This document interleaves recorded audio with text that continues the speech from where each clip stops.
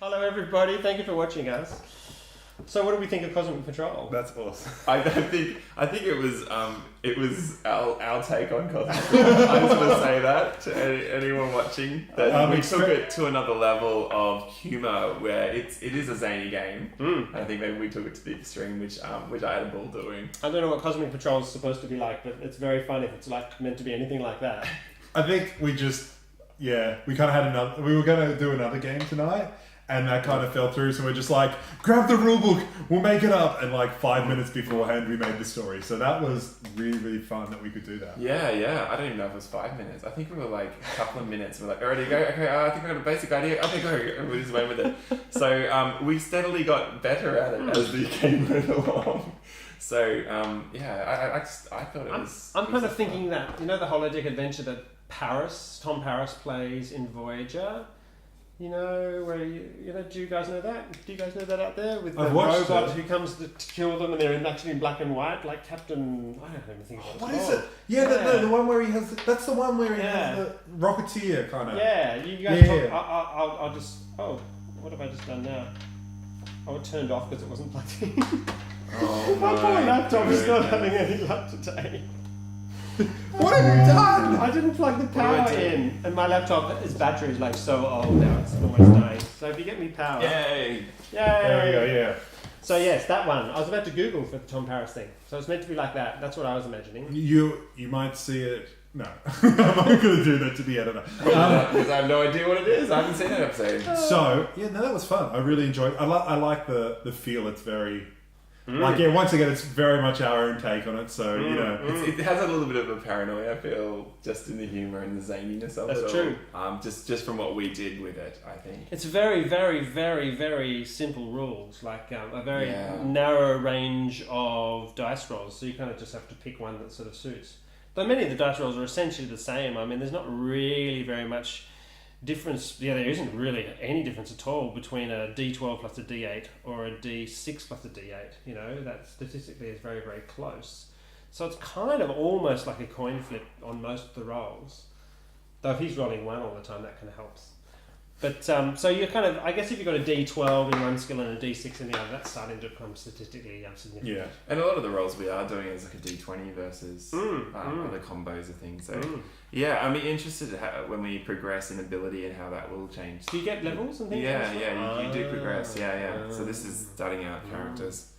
So I mean, in terms of a game that kids could pick up, this is fantastic. Someone was asking me the other day what game to pick up, and Pathfinder is very, very rules heavy. And if you've got a couple of people, if you've got everyone at the table bar one who knows the rules fantastically, then it's very, very easy for someone to sit down because you can just basically guide them. Yeah. But in terms of a group of kids who've never played anything before, you absolutely, definitely want a game like this.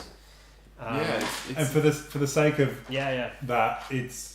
Yeah, wow, massive rulebook there. This is the rulebook, and that's how thin it is. Yeah, and most of it is actually made up of setting and pictures. So yeah, and look, we don't know the rules at all. It was really very easy. And I mean, I guess kids can kind of make their own sort of feel of it that they want. If they want to take it, you could easily take this game really, really seriously and do serious characters. Yeah, you really could. It's just the mechanism, which is really very straightforward. And I like the armor. Last time we played Valiant, we didn't really understand the armor so well, whereas this time we were really describing damage to the armor, which was really cool. Well, I think with Valiant it was a superhero kind of feel, and armor was a very different concept to what we would. And so I think it was just a different feel to be able to get your head around armor. Whereas this, you are literally wearing ridiculous cosmonaut kind of armor.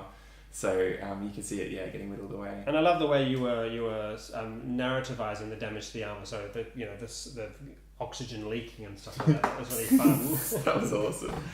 I like actually using these hit location dice too, which are a bit of fun. If you want to pick them up, they're actually a lot of fun. We use them in comedy games a lot more.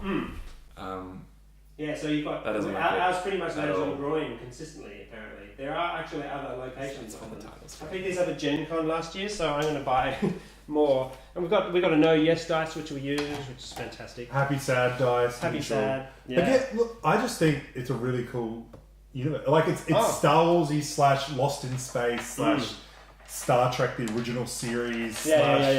It's campy and awesome. Space opera. You are based. There's in the full game. There's moon men. There's Martians, Venetians. It's Venusians. Venetians. Gondola. And there's also lots of there's other people from Uranus. So Are they grammatical pedants? That's right. I like the Mars Attack style aliens. They were cool. That's what I've got in my mind. And so that was. I really enjoyed that. We should do that again. Cool. And my Arnie accent, I apologise for. That was good. It was terrible. I think the jumping between GMs worked a lot better this time around. Where I think because we knew what we were walking into. So we've played Valiant, and this is we're playing time wise. If you're watching videos, this is we played Valiant first. This is our second time with the queue system, and I think we got our heads around it a little bit more as far as jumping between GMs go and knowing when to step back. And it's interesting because characters that were dominant, when the GM steps in with their character, like when your character was there, it was less dominant, which had a different feel to it than when we were. It's almost like when you do like you do like a television show, you have like you talk about the different pairs, and then you kind of build the relationship between each one. And when the GM is, it's usually these two are building the relationship. Yeah. And it's this consistently changing. So when the story changes, you can actually. Everyone has a different aspect. You can always bring back your character, the GM's character, for the needed, like, the big gun, the special thing that you had already built. But it was, when we were doing that section, it was mostly about our relationship. And then when you guys, it was mostly about you. And then in the first one, it was about us. And it was this kind of, and Andrew.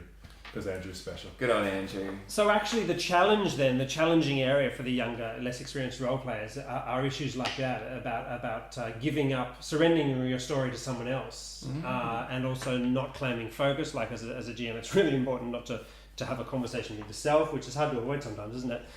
Or giving yourself the key moments. So that's probably a greater that bravery and to look like an idiot and to role play and describe sort of silly sort of events and stuff is really much more of a challenge. Did you like our lights? These are really cool.